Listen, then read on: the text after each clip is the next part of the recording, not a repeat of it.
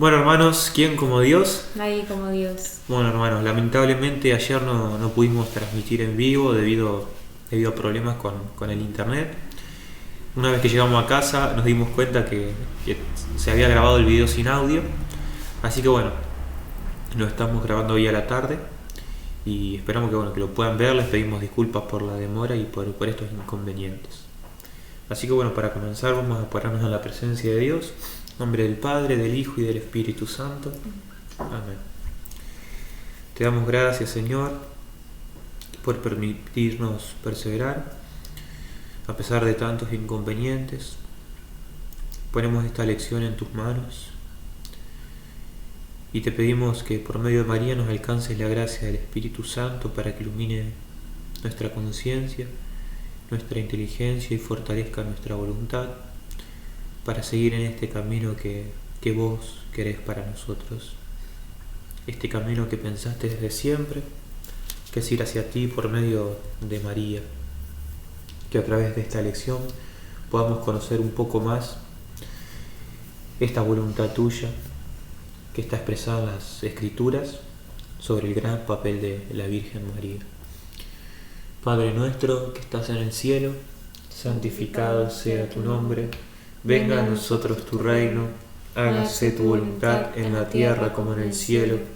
Danos hoy nuestro pan de cada día, perdona nuestras ofensas, como también nosotros perdonamos a los que nos ofenden. No nos dejes caer en la tentación, líbranos del mal. Amén. En nombre de María, auxilio de los cristianos. Ruega por nosotros. En nombre del Padre, del Hijo y del Espíritu Santo. Amén. Bueno, un poco la vez pasada con Abby estuvieron viendo María en las Escrituras, la primera parte. Ella les dijo que ahora íbamos a seguir con la segunda parte. Un poco también queríamos decirles que en el libro, en el Totus Tus, no la van a encontrar como la número 20, sino como la número 26, porque en el Totus Tus está como la última lección de este bloque. Sabemos que ahora estamos empezando este nuevo bloque de conocimiento de María. Nos pareció mejor darla al principio, porque en el Totus la primera lección es la de las apariciones marianas y la última es la de María en las Escrituras. Pero nos parece que es mejor y que clarifica más al conocimiento de María, primero verla a ella en las Escrituras para conocer más de ella, conocer más lo que Dios quiere que se sepa de ella a través de las Escrituras, y a partir de ahí empezar este bloque. Entonces hoy estamos dando la segunda parte de esta lección, que si bien la estamos dando como la primera en el bloque de conocimiento de María, en el Totus está como la última. Así que bueno, hermanos, para empezar con esta lección los invitamos a que pongan pausa al video y busquen el capítulo 2 del libro de Lucas y que puedan hacer un poco una lectura detenida de ese capítulo, el capítulo 2, del versículo 1 al versículo 24. No, el 14. Al 14, perdón, del versículo 1 al versículo 14. En este fragmento de la palabra de Dios, de la Sagrada Escritura, nos vamos a encontrar que dice que mientras se encontraban en Belén, ¿quiénes se encontraban en Belén? Jesús en la pancita de María y José, es decir, María, José y Jesús en su pancita. Mientras se encontraban en Belén, le llegó el tiempo de ser madre. Y María dio a luz a su hijo primogénito. Lo envolvió en pañales y lo acostó en un pesebre, porque no había lugar para ellos en el albergue. Palabra del Señor. Gloria a ti, y Señor Jesús. En este pequeño fragmento de la Sagrada Escritura podemos ver algo que es tan atacado por hermanos separados, por protestantes, por sectas, que es la maternidad de María, es decir, la maternidad de María en relación con Dios, es decir, María, Madre de Dios. Incluso dentro de la misma iglesia hay confusiones también con esto y se niega este dogma. Este dogma, es decir, esta enseñanza que la iglesia siempre creyó y en un momento de la historia se promulgó. Entonces, lo primero que vamos a tocar hoy es el tema de la maternidad de María en la Sagrada Escritura. Dice que le llegó el tiempo de ser madre. ¿Madre de quién? Madre de Jesús. ¿Y Jesús? ¿Quién es? Jesús es Dios. Por lo tanto, dice, María dio a luz a su hijo primogénito. Es decir, María dio a luz ni más ni menos que a Dios. Entonces, para entender esto, la maternidad de María, hay que entender qué significa ser madre. Porque recuerdo que un sacerdote venezolano, en un debate con testigos de Jehová, estos testigos de Jehová le planteaban que María no había hecho Jesús. Y claro, el sacerdote dice, obvio no lo hizo, porque lo propio de la madre no es hacer a la criatura. Lo propio de la madre es concebirlo, gestarlo y darlo a luz. Es decir, mi mamá no me hizo los ojos, no me hizo el pelo, no me hizo las manos. Eso lo hizo Dios, obviamente. En mi madre lo hizo. Es decir, mi madre me concibió, me gestó y me dio a luz. Y esto fue lo que hizo María. ¿Qué le anuncia al ángel? El mensajero de Dios: concebirás y darás a luz a un hijo. Es decir, y entre el medio de la concepción y el dar a luz, ¿qué se encuentra? La gestación. Por lo tanto, en este sentido, María es madre de Dios, en tanto que lo gestó, lo concibió, lo gestó y lo dio a luz. Y este dogma de María, madre de Dios, fue dándose como respuesta a ciertas herejías. En primer lugar, una herejía que planteaba esto, de que María había sido solamente un canal por el cual Jesús, el Hijo de Dios, solamente había pasado, pero hasta ahí nomás. ¿Qué creemos los católicos? Que esto no fue así, que María fue aquella de quien Dios tomó la carne para hacer a su Hijo. Es decir, la carne de Cristo, la carne del Hijo de Dios, está tomada de la carne de María. Es decir, Dios quiso que la sangre de su Hijo fuera la sangre de María. Es decir, todos los rasgos físicos de Jesús venían de la carne de María, porque Dios se valió de la carne de María para crear la carne de su Hijo. Entonces no es un mero canal, sino que Dios tomó de su carne para crear a su Hijo, al Hijo de Dios encarnado.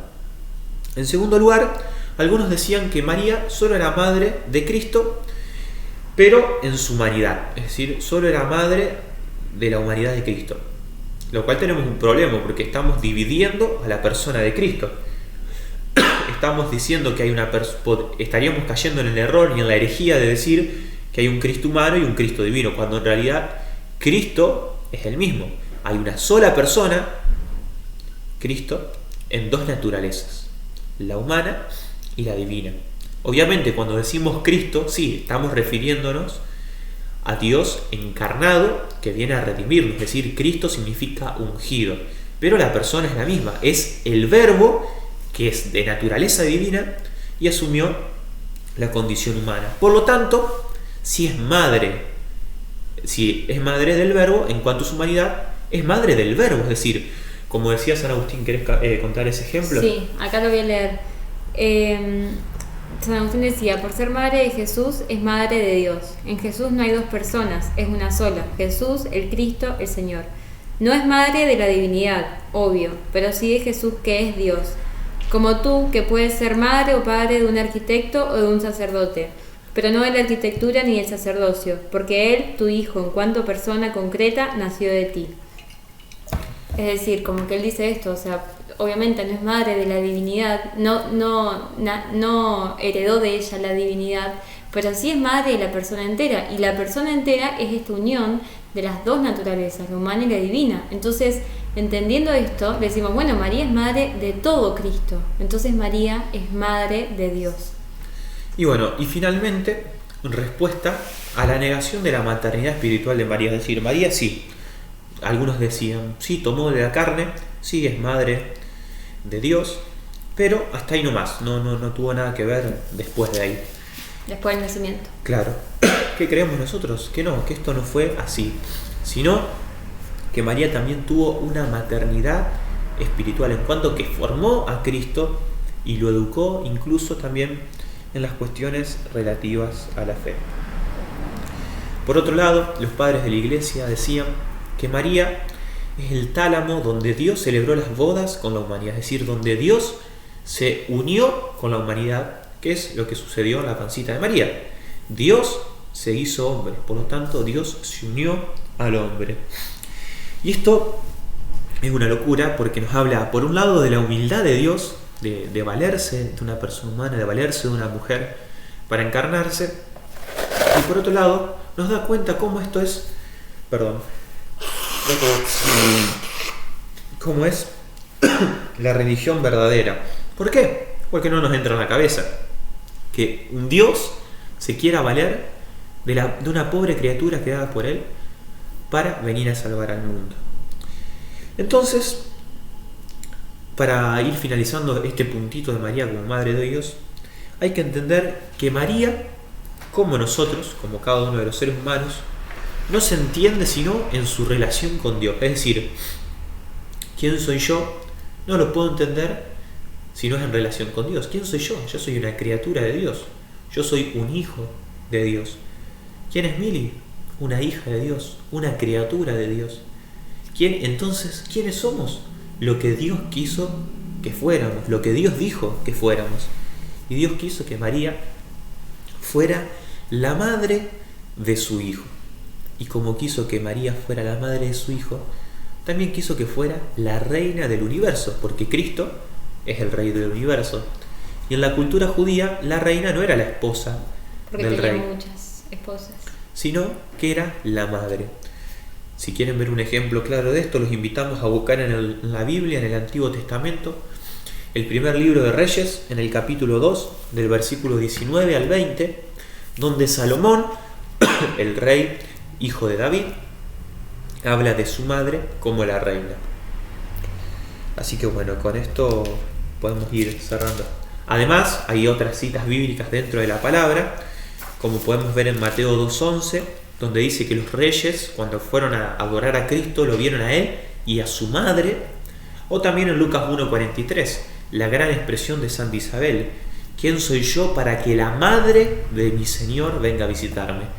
Cuando los judíos hablaban de Señor, no estaban refiriéndose ni más ni menos que a Dios. Por lo tanto, la madre de mi Señor, ¿quién es? María. María es madre de Dios. Bueno, ahora nos vamos a el texto de Lucas 2, del 25 al 35, en el momento de la presentación de Jesús en el templo y la profecía de Simeón a María. Entonces nos dice: vivía entonces en Jerusalén un hombre llamado Simeón, que era justo y piadoso, y esperaba el consuelo de Israel. El Espíritu Santo estaba en él, y le había revelado que no moriría antes de ver al Mesías, el Señor. Conducido por el mismo Espíritu, fue al templo, y cuando los padres de Jesús llevaron al niño para cumplir con él las prescripciones de la ley, Simeón lo tomó en sus brazos y alabó a Dios diciendo: ahora, Señor, puedes dejar que tu servidor muera en paz, como lo has prometido, porque mis ojos han visto la salvación que preparaste delante de todos los pueblos, luz para iluminar a las naciones paganas y gloria de tu pueblo Israel. Su padre y su madre estaban admirados por lo que oían decir de él. Simeón, después de bendecirlos, dijo a María, la madre: este niño será causa de caída y elevación para muchos en Israel. Será signo de contradicción. Y a ti misma una espada te atravesará el corazón. Así se manifestarán claramente los pensamientos íntimos de muchos. Palabra del Señor. Gloria a ti, Señor Jesús.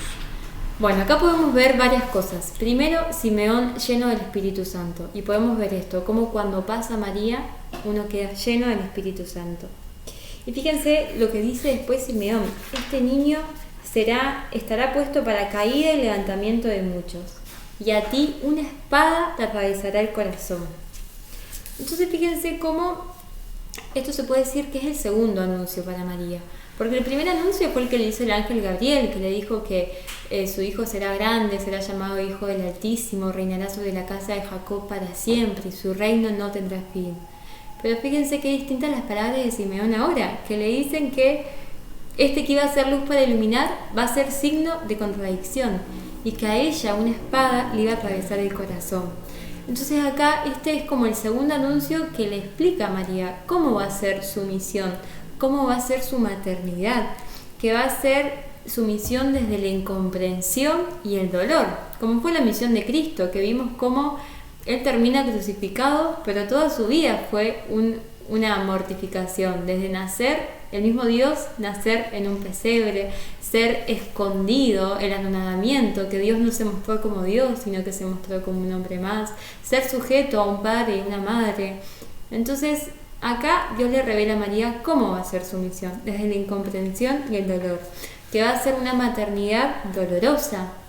Esto lo podemos ver como recién después de que Jesús nace tienen que huir a Egipto porque iban a matar a su niño, y cuando vuelven de Egipto, vivir en esa vida oculta durante 30 años, que Jesús a los ojos del pueblo era un niño más, y María sabía que ese hijo ella lo había tenido sin tener relaciones. María sabía que ese hijo que tenía era el mismo Dios, y esta es la vida oculta de María, los primeros 30 años de esta familia de Nazaret, que María sabía y confiaba por la fe que ese era el Hijo de Dios, pero no veía nada, no tuvo más ninguna prueba. Entonces acá también se puede ver la fe de María durante estos 30 años, que siguió creyendo. Y después de cuando Jesús empieza la vida pública, sobre todo cómo termina el momento de la cruz, cómo fue esta espada que le atravesó el corazón. Entonces, bueno, un poco esto de este pasaje. Y después, un poquito más adelante, en Lucas 2:51, nos dice: después de la pérdida y hallazgo de Jesús en el templo, él regresó con sus padres a Nazaret y vivía sujeto a ellos. Su madre conservaba estas cosas en su corazón. Palabra del Señor. Gloria a ti, Señor Jesús. Fíjense primero esto: Jesús vivía sujeto a sus padres, Jesús vivía sujeto a María, porque él cumplía a la perfección el cuarto mandamiento, honrar padre y madre. Entonces, si Jesús vivió sujeto a María, la palabra nos lo dice, ¿quiénes somos nosotros para no hacer lo mismo, para no imitarle y para no vivir sujetos a María? Y la otra cosa que nos dice es que María guardaba todas las cosas en su corazón. Hay una traducción muy linda que dice: María guardaba cuidadosamente todas las cosas en su corazón. Y esto nos habla también de la espiritualidad de María, de la vida de intimidad con Dios, de llevar todo al corazón, de guardar todo cuidadosamente, de la contemplación, la profundidad que habrá tenido su relación con Dios, el silencio que hacía para poder guardar todas estas cosas en su corazón, para prestarle atención a los movimientos de su corazón. Entonces, bueno, cuanto también para aprender de María, que si bien a veces decimos, la Biblia nos habla poco de María, de cómo rezaba María, bueno, ya con un solo versículo, María guardaba cuidadosamente todas las cosas en su corazón, nos deja mucho que pensar y que imitar. Y bueno, para seguir profundizando un poco más, en el capítulo 11 del libro de Lucas, este libro que estamos siguiendo, en el versículo 27 y 28, dice lo siguiente: cuando Jesús terminó de hablar, una mujer levantó la voz en medio de la multitud y le dijo: feliz el seno que te llevó y los pechos que te amamantaron. Jesús le respondió: felices más bien los que escuchan la palabra de Dios y la practican. Palabra del Señor. Gloria a ti, Señor Jesús. Este pasaje era bastante oscuro para mí, en cuanto que no lo podía entender, sino gracias a la consagración, porque parece que es un acto despectivo de Cristo, de Jesús, como si estuviera anulando las alabanzas a sus madres. Y después entendí que en realidad era el contrario, que Jesús reafirma la alabanza a su madre. Imaginémonos si un niño llega bien peinado a la escuela, bien cambiado, con la ropa limpia, y la maestra le dice: feliz la mujer, feliz la madre que te peinó, que te limpió la ropa, que te puso perfume. Y el nene le dice: más felices aquellas madres que aman a sus hijos, que los cuidan, que se preocupan por ellos.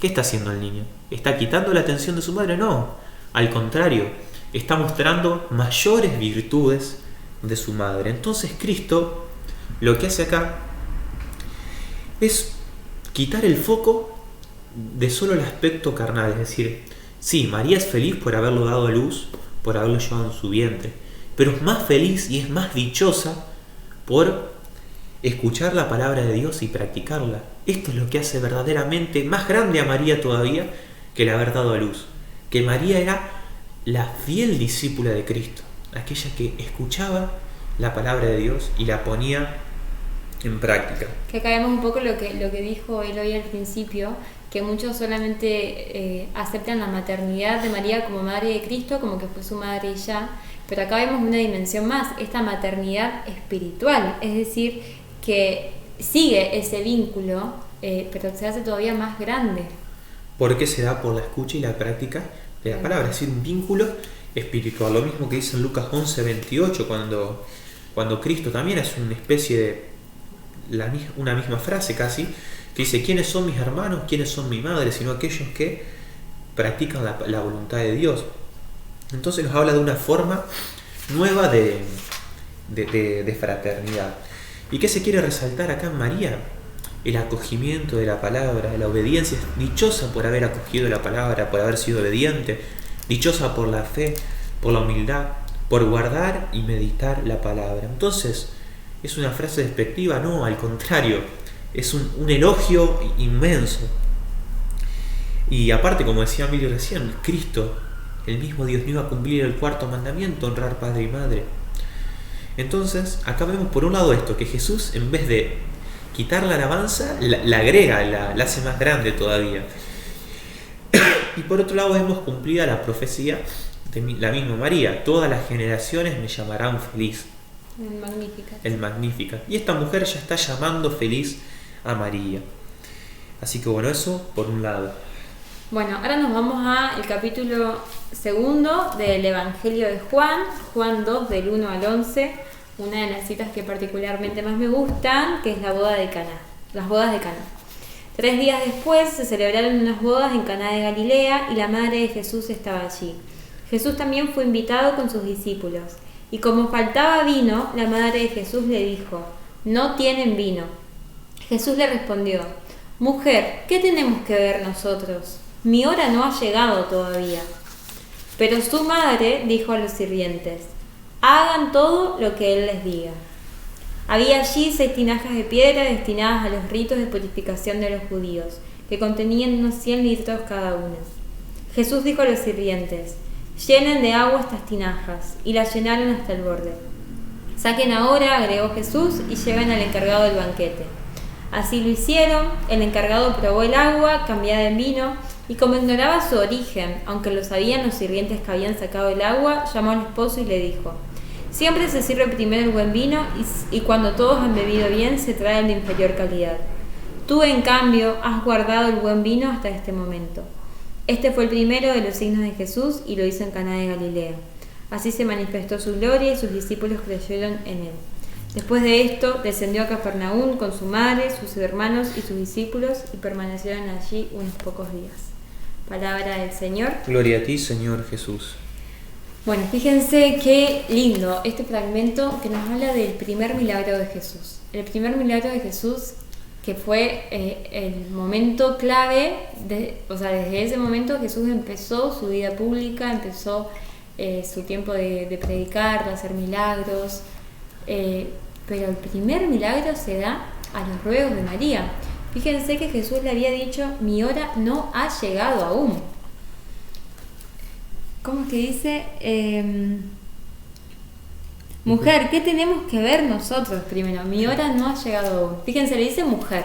No es mujer, que acá muchos dicen: no, bueno, mujer porque es despectivo. No. Jesús le dice mujer porque nos recuerda la profecía del Génesis 3:15. Que ya vamos a estar viendo más adelante. Pondré entre ti y la mujer, entre su descendencia y la tuya. Entonces acá está diciendo mujer porque ella es la mujer en la que, desde la que va a venir el linaje que va a ser la enemistad entre la serpiente y el linaje de la mujer, que es Jesús y todos los hijos de María. Pero bueno, fíjense que les dice: mi hora no ha llegado aún. Jesús dijo: no voy a hacer milagro ahora. Y María, que es una madre, que es la madre de Dios, dijo: sirvientes, hagan todo lo que él les diga. Y Jesús dio las órdenes de llenar las tinajas y se hizo el primer milagro. Es decir, María dio pie a decirle a Cristo: tu hora ha llegado. Y acá vemos de vuelta la maternidad espiritual, como María también tiene una gran misión dentro del plan de Dios. Porque es una madre. Y como madre le exigió a su hijo, y su hijo como hijo respondió. Obviamente esto estaba dentro de los planes de Dios, ¿no? Pero María pudo insistirle como madre. Y acá vemos cómo no es una mujer como las demás. Porque cualquier otra mujer, Jesús le hubiese dicho: escúchame, no, yo soy Dios. Pero María, que era su madre, que dijo: hagan todo lo que él les diga, Jesús dijo: llenen las tinajas hasta el borde, y hizo su primer milagro. Y acá también vemos como este papel tan importante de intercesión de María. Porque María, cuando intercede por nosotros, se pone ante Jesús con la autoridad de Madre de Jesús y también con la autoridad de Madre nuestra. Entonces le dice a su Hijo Jesús: escúchame, estos hijos míos están pasando esta necesidad. Así como ella supo ver la necesidad de estos novios, de estos esposos que se habían quedado sin vino, también ella ve nuestras necesidades hoy. Y con esa autoridad de madre que tiene sobre nosotros y sobre Jesús, puede rogar a Jesús para que Jesús haga el milagro. Y fíjense esto, Jesús hizo el milagro, no hizo el milagro María. No, porque María siempre nos acerca a Jesús y siempre nos lleva a que Él haga la obra. No es que ella va a hacer una obra aparte, no es que cuando rezamos María va a hacer algo distinto. No, cuando le rezamos a María, María le va a insistir a Jesús para que Jesús haga el milagro. Ella nos media ante Él. Y fíjense también qué lindas las palabras de María. Estas son las únicas palabras que en la Biblia aparece que María le dijo a los hombres. Y las únicas palabras que María les dijo a los hombres es: hagan todo lo que Él les diga. Fíjense, son 6 palabras. 6 palabras que resumen todo. María no nos va a decir otra cosa que hagan todo lo que Él les diga. Son las únicas palabras que figuran que María nos dijo. Y sí. Aparte, qué lindo, porque si uno tendría dudas de esta consagración a María, preguntémosles a María: ¿quién es? ¿Quién eres tú, María? ¿Qué nos contestaría ella? Lo mismo que le contestó al ángel: yo soy la servidora del Señor. Tal cual. Y fíjense cómo termina esto que dice que los discípulos creyeron más en Él. Entonces cuando María ruega, cuando María media, este es el fruto, que los discípulos crean más en Dios. Y bueno, y ahora entramos en el capítulo 19 de San Juan, versículo 25, que es el fundamento de toda esta consagración que estamos haciendo. Uno de los versículos más lindos. Junto a la cruz de Jesús estaba su madre y la hermana de su madre. Veamos esta hermosura. Junto a la cruz de Cristo, junto al árbol de la cruz. Comparémoslo con Eva, que estaba también junto con Adán y Eva, que estaban junto al árbol del conocimiento del bien y el mal y junto al árbol de la vida. Y acá vemos al nuevo Adán y a la nueva Eva, Cristo y María, un árbol, y atrás en el paraíso Adán y Eva y un árbol.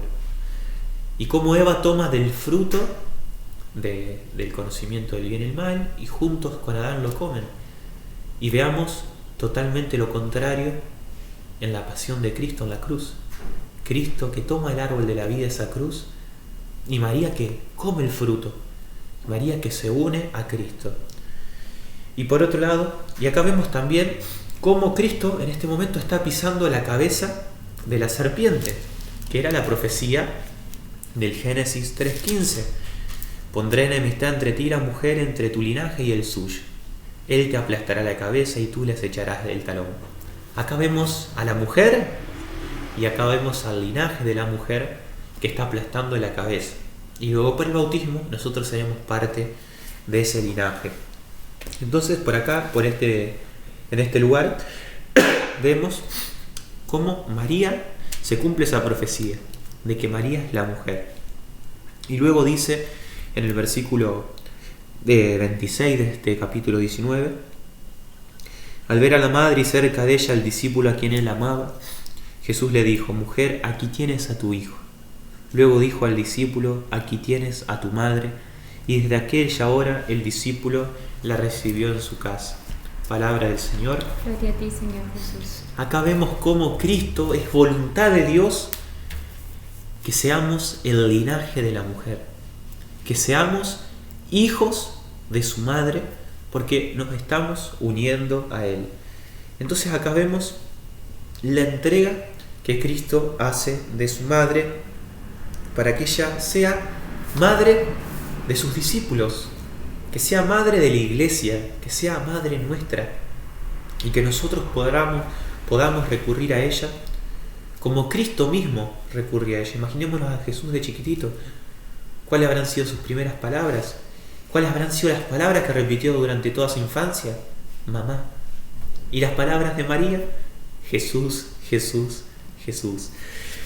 Entonces, también vemos que Cristo no hace la entrega de su madre en cualquier momento, porque tranquilamente Cristo sabía que tenía que morir, podría haberlo arreglado en otro momento, haberle dicho a este discípulo, bueno, por favor encárgate de mi madre. Claro, no es que lo hizo porque en ese momento, si la mujer quedaba sola, necesitaba a alguien que está a cargo de ella, porque no trabajaban las mujeres. Entonces no es que quiso resolver ese problema de índole familiar. Claro, sino que quiso darle un sentido más pleno, porque podría haber hecho esto, sí, pero en otro momento. Como lo hizo con Pedro, que dijo, cuando vuelvas confirma a tus hermanos en la fe, porque sabía que él iba a morir. Entonces ya se encargó, después, vos confirmá a tus hermanos en la fe. Pero él no se encargó de María antes, justamente porque era significativo que lo haga en ese momento. Y acá vemos el fruto que Cristo entrega a su madre, a nosotros, a los discípulos de Cristo mismo. Entonces vemos la riqueza de esto, y esto es la consagración. Como este discípulo, recibir a María en nuestra casa, para que ella nos lleve, como este discípulo amado, a los pies de la cruz, a los pies del árbol de la vida, y nos dé a comer de ese maravilloso fruto. Sí, qué lindo también, porque nos dice la palabra que eran pocos los que estaban al pie de la cruz, y Juan, que era el único discípulo que estaba, porque los demás no estaban en ese momento, Juan, que estaba en el momento de la cruz, estaba al lado de María.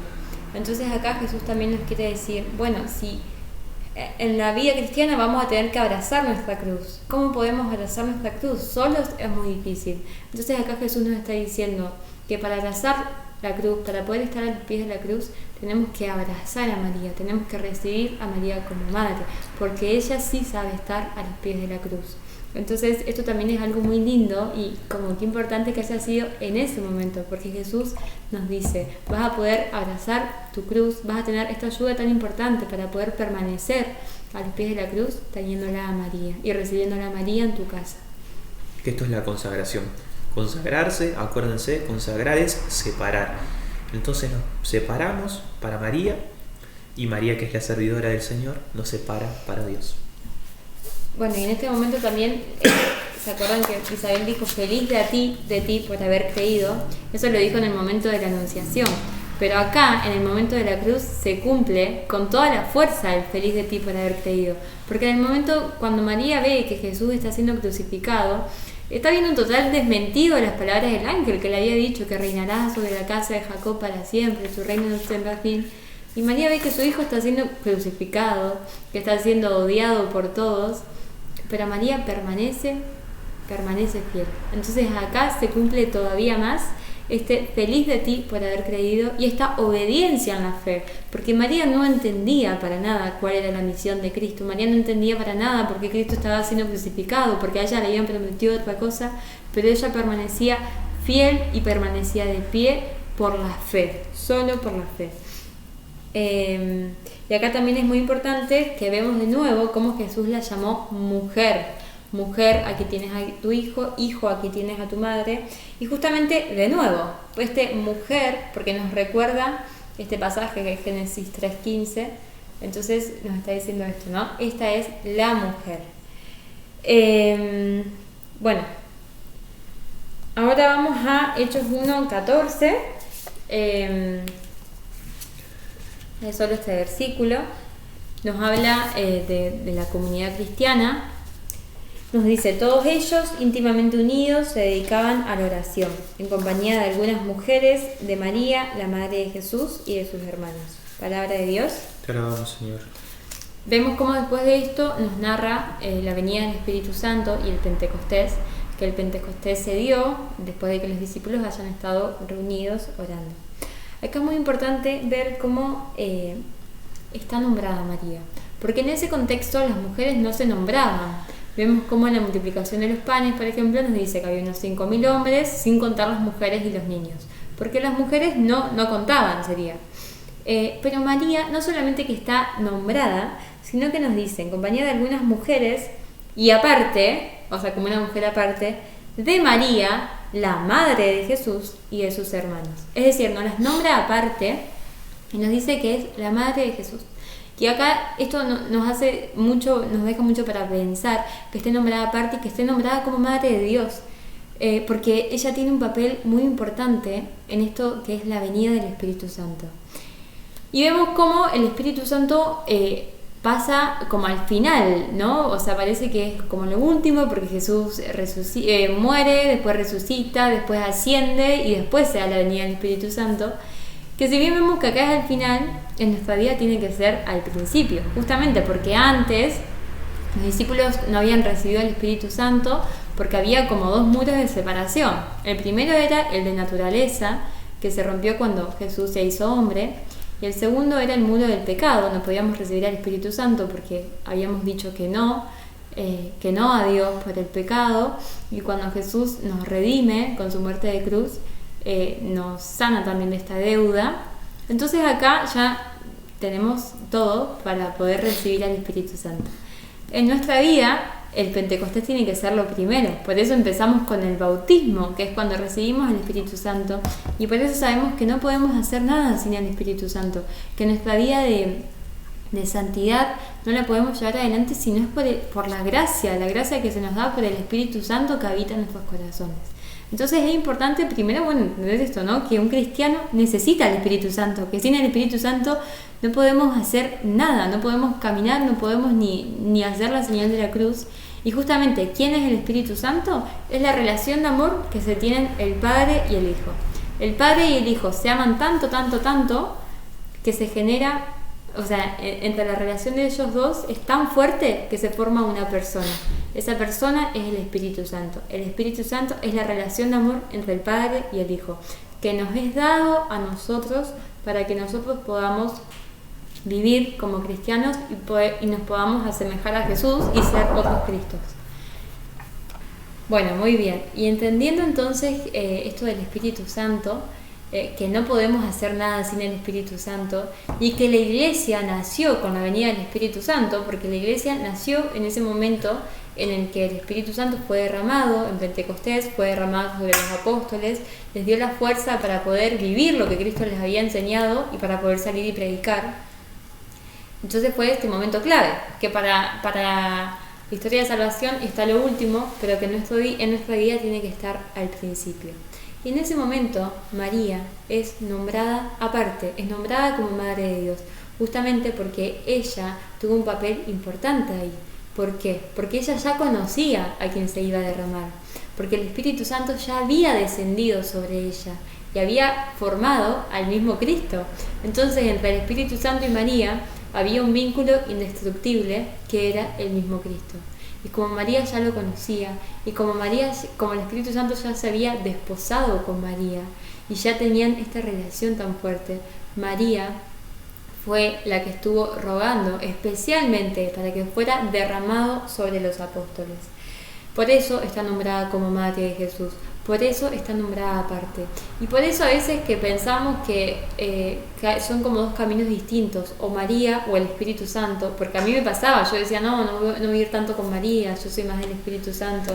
Pero si entendemos esto, si entendemos que María es la esposa del Espíritu Santo, si entendemos que donde está María está el Espíritu Santo, justamente porque ella ruega para que el Espíritu Santo sea derramado sobre los corazones, entonces nos damos cuenta que no son dos caminos distintos, que mientras más tenemos a María, más vamos a tener al Espíritu Santo, porque ella va a rogar para que se nos sea derramado. Como nos dice San Luis María Griñón de Montfort en el tratado, cuando el Espíritu Santo encuentra en un alma a María, tanto más operante y poderoso se demuestra. Cuando el Espíritu Santo ve un alma mariana, puede hacer muchas más cosas, porque ahí la ve a María, y María nunca puso resistencia al Espíritu Santo, a su obra. Entonces cuando el Espíritu Santo la ve a ella en un alma, se puede derramar abundantemente, se puede volver a desposar con ella y dar y engendrar a Jesús. ¿Y cuál es nuestra tarea? Ser otros Cristos. Necesitamos eso, y por eso necesitamos a María para que el Espíritu Santo se nos pueda derramar de una manera mayor, más abundante, porque ella intercede por nosotros, porque ella está en nosotros, y el Espíritu Santo la encuentra y puede formar en nosotros al mismo Cristo. Y bueno, para ir finalizando, vamos a leer el libro del Apocalipsis, capítulo 11, versículo 19, y capítulo 12, del 1 al 18. Hay una continuidad entre estos versículos, porque bueno, la Biblia no se escribió con capítulos y versículos, sino que fue un recurso que luego se agregó para poder tener cierto orden. Entonces, dice el Apocalipsis, en ese momento se abrió el templo de Dios que está en el cielo y quedó a la vista el arca de la alianza, y hubo rayos, voces, truenos y un temblor de tierra, y cayó una fuerte granizada. Apareció en el cielo un gran signo, una mujer revestida del sol con la luna bajo sus pies y una corona de 2 estrellas en su cabeza. Estaba embarazada y gritaba de dolor porque iba a dar a luz, y apareció en el cielo otro signo, un enorme dragón, rojo como el fuego, con 7 cabezas y 10 cuernos, y en cada cabeza tiene una diadema. Su cola arrastraba una tercera parte de las estrellas del cielo y las precipitó sobre la tierra. El dragón se puso delante de la mujer que iba a dar a luz para devorar a su hijo en cuanto naciera. La mujer tuvo un hijo varón que debía regir todas las naciones con un cetro de hierro, pero el hijo fue elevado hasta Dios y hasta su trono, y la mujer huyó al desierto, donde Dios le había preparado un refugio para que allí fuera alimentada durante 1260 días. Entonces se libró una batalla en el cielo. Miguel y sus ángeles combatieron contra el dragón, y éste contraatacó con sus ángeles, pero fueron vencidos y expulsados del cielo. Palabra de Dios. Te alabamos, Señor. Bueno, en este pasaje podemos ver la continuidad que hay entre la visión del arca de la alianza y la mujer vestida del sol, que ahora María Emilia nos va a explicar. Claro, porque en realidad vemos cómo nos dice en el capítulo 11, versículo 19, apareció el arca de la alianza. En el capítulo 12, versículo 1, o sea, el versículo que sigue, dice: y apareció en el cielo un gran signo, una mujer vestida de sol con la luna bajo los pies. Madre del Mesías y del pueblo todo, y que nos dice cómo lucha ferozmente contra el demonio. Y bueno, y podemos decir, bueno, ¿qué tiene que ver entonces María con el arca de la alianza? Podemos decir entonces con certeza, María es el arca de la alianza y es esta mujer vestida de sol con la luna bajo los pies que lucha contra el demonio y que lucha también por sus hijos. Pero decimos, bueno, pero ¿por qué están 2 capítulos distintos? Justamente la división de capítulos y versículos se dio más adelante para una mejor organización, pero antes estaba escrito todo seguido. Entonces leemos que seguido nos habla del arca de la alianza y de esta mujer vestida de sol. Entonces, para explicar primero por qué podemos decir que María es el arca de la nueva alianza, primero es bueno pensar qué significaba el arca de la antigua alianza. Como sabemos, Dios en el Antiguo Testamento había hecho una alianza, un pacto con su pueblo, y como signo de esta alianza, como expresión, mandó a Moisés a construir un arca. Este arca dentro llevaba la tabla de los 10 mandamientos, que son los mandamientos que hoy tenemos, el maná del desierto, que fue este pan que cayó cuando los israelitas caminaban en el desierto y tenían hambre, y la vara de Aarón, que era el pastor. Entonces Dios, esta arca de la alianza era una figura, era un signo, era una señal de la alianza que Dios había hecho con su pueblo. Y Dios, cada vez que hablaba, Dios hablaba solamente con Moisés y hablaba a través del arca de la alianza. Entonces el arca de la alianza en ese momento era la cosa más sagrada que tenían, la cosa más poderosa, porque les recordaba este pacto que habían hecho con Dios y porque Dios hablaba a su pueblo por medio de este arca. Bueno, esto fue antes, ¿no? ¿Y qué tiene que ver María con esto? Vamos a ver algunas similitudes que se dan entre el arca de la antigua alianza y María. Vemos cómo dijimos, ¿no?, que el arca de la antigua alianza contenía la tabla de los 10 mandamientos, la vara de Aarón y el maná del desierto. Pero María ya no tenía las tablas escritas de la ley. María en su vientre tenía al verbo mismo, a la palabra misma hecha carne. Ya no eran tablas, mandamientos en tablas, era el verbo hecho carne. María ya no tenía al maná del desierto. María tenía al mismo Cristo que se iba a dar en forma de Eucaristía para todos nosotros. Entonces María fue la primer custodia de Jesús Eucaristía. Y vemos cómo María también llevó en su vientre a Jesús, el buen pastor. Entonces esta es la primera similitud. La segunda similitud es que dijimos que Dios hablaba a su pueblo por medio del arca. Y cada vez que Dios hablaba a Moisés, descendía sobre el arca, que estaba dentro de una carpa. Entonces sobre la carpa descendía la nube de Dios, la Shekinah de Dios. El pueblo sabía que Dios estaba hablando porque estaba sobre la carpa la nube de Dios. Y este verbo con el que Dios cubría con su nube, con su sombra a la carpa, se llama epikiasei. La palabra para describir cómo esta presencia de Dios cubría el arca es epikiasei. Y esta palabra se usa solamente para describir cómo Dios cubría el arca de la antigua alianza, y se vuelve a usar una vez más solamente. Y es cuando el ángel le dice a María: y el poder del Altísimo te cubrirá con su sombra.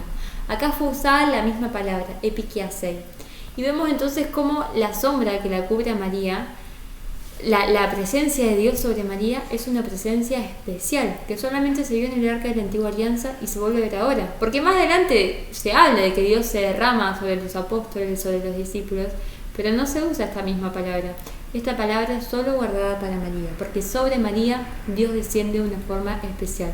Dios la cubre con su forma de una forma especial, de la misma forma que había cubierto al arca de la antigua alianza. Vemos también en la segunda de Samuel 6:9, cuando David dice: ¿cómo vendrá a mí el arca del Señor? Y vemos también cómo Isabel, cuando María la visita, dice: ¿de dónde que venga a mí la madre de mi Señor?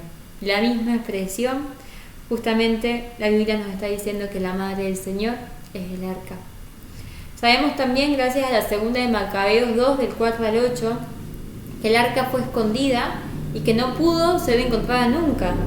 Y Jeremías 3:16 nos dice que el arca no volverá a ser encontrada, ni mucho menos reemplazada. Pero la palabra nos dice esto, que este arca fue destruida, que nunca va a ser encontrada. Y en cambio Apocalipsis nos dice: se abrió el templo de Dios que estaba en el cielo y quedó a la vista el arca de su alianza. Y hubo rayos, voces, truenos y un temblor de tierra. ¿Y por qué? Se había sido destruida, si nunca más iba a ser encontrada. Porque el Apocalipsis, el último libro de la Biblia, nos dice que se hace presente el arca de la alianza. Y acá podemos decir que para una nueva alianza hay un nuevo arca, y que esta arca con seguridad es María. Y vemos cómo en la antigua alianza el arca era el lugar donde residía la gloria de Dios, la morada de Dios entre los hombres. Y hoy María es el lugar donde reside la gloria de Dios. Hoy la vemos a María y sabemos que ella es toda de Dios, en ella vemos toda la gloria de Dios. Hoy la vemos a María y sabemos que ella es la morada de Dios entre los hombres. Es de quien Dios se quiso valer para encarnarse.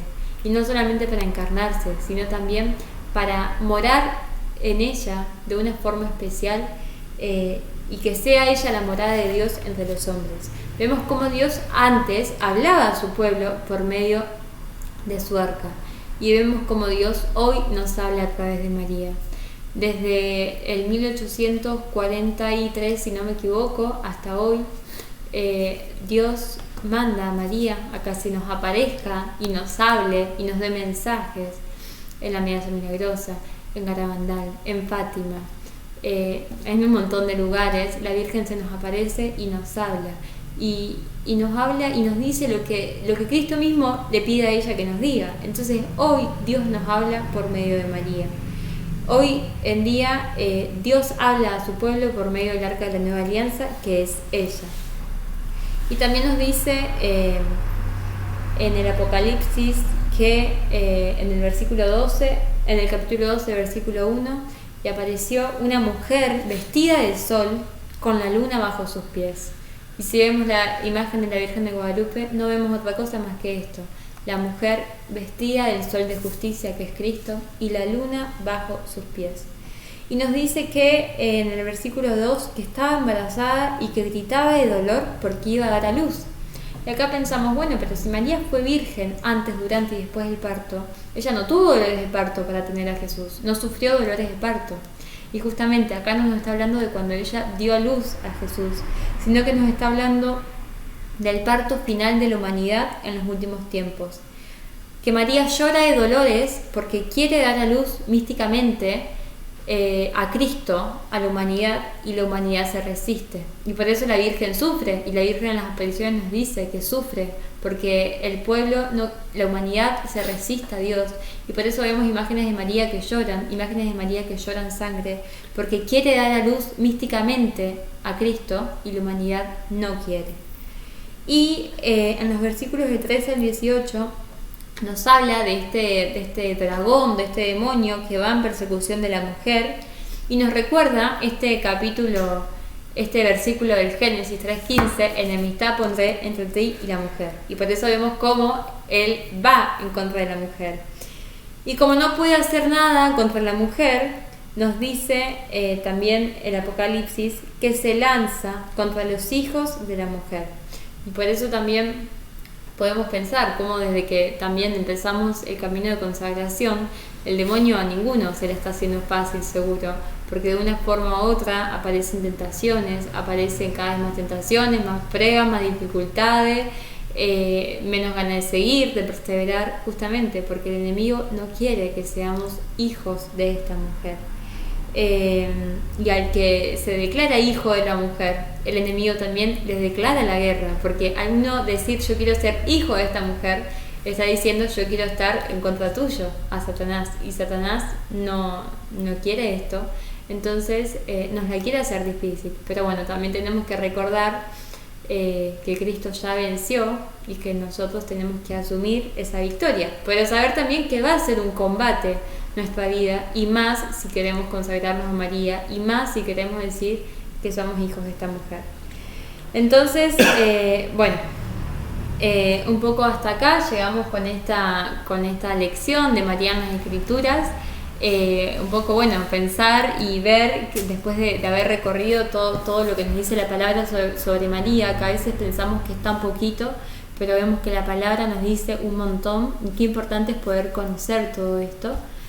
Un poco también recordar, nosotros tenemos el Totus Tus, que es el libro que vamos dando lección por lección cada semana, pero también cuando empezamos, y varias veces les recordamos, que hay un libro muy especial que es el Tratado de la verdadera devoción a la Santísima Virgen María, de San Luis María Griñón de Montfort. Ese libro fue escrito por este santo, que fue a quien Dios le reveló la consagración, y con lo que Dios le reveló, él escribió este libro. Entonces es un libro muy importante para que leamos, justamente porque es la base de la consagración. El Totus Tus después es un poco cómo poner en práctica esta consagración, cómo vivirla, pero la base y el fundamento está en el tratado. Nosotros ahora en este conocimiento de María vamos a ir tocando los puntos más importantes del tratado, pero es importante que sea leído por todos. Así como, ¿y como práctica? La práctica es, ahora les vamos a mandar el documento de las 2 lecciones en un solo documento. La práctica es poder leerlo detenidamente y hacer una lectura divina con el pasaje que más haya llamado la atención. Es decir, buscar el pasaje, leerlo, escribirlo, memorizarlo y como María guardarlo en el corazón. Así que para finalizar vamos a hacer una Ave María a la Virgen pidiéndole esta gracia. Dios te salve María, llena eres de gracia, el Señor es contigo. Bendita tú eres entre todas las mujeres, y bendito es el fruto de tu vientre Jesús. Santa María, Madre de Dios, ruega por nosotros pecadores, ahora y en la hora de nuestra muerte. Amén. María, auxilio de los cristianos. Ruega por nosotros. Nos vemos el próximo lunes.